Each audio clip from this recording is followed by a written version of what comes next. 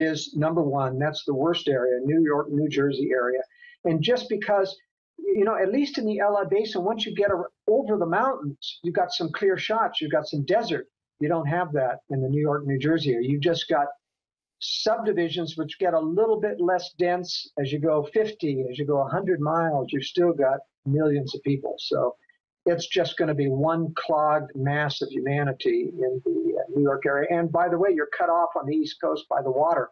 So you've only got half of an exit, and it's all the more blocked. Number two, of course, is the LA, San Diego, Southern California. Number three is probably the Seattle area, a tremendous confluence of packed people into a bowl created and surrounded by mountains with, once again, probably 3 or 4 exits out of that Seattle area. And it's a major nuclear target to boot, which makes it even more panic-stricken when war comes. The problem is, it's not just Joel Skousen saying this. It's not just Alex Jones saying this. When you study what governments are saying, and I've seen all these Pentagon reports, British Ministry of Defense reports, they say it is a probability. I just saw a new MIT report out saying within 20 years, they see total civilization collapse. And there's all these real factors that could cause and trigger partial or full collapse. But then you've got the Agenda 21 crowd doing everything they can to sabotage stuff so they can consolidate power. It is pure deviltry. I mean, they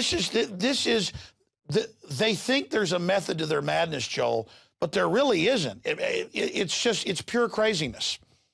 Yeah, a lot of people say it won't happen because human beings just won't destroy the infrastructure that they've built up. And I said, well, if these were people just doing it for their own self-interest, you'd be right. They wouldn't do it. But remember, these people already have as much power, as much wine, women, song, yachts, cabins in the mountains, anything a human being wants, and they still want more power. What explains that?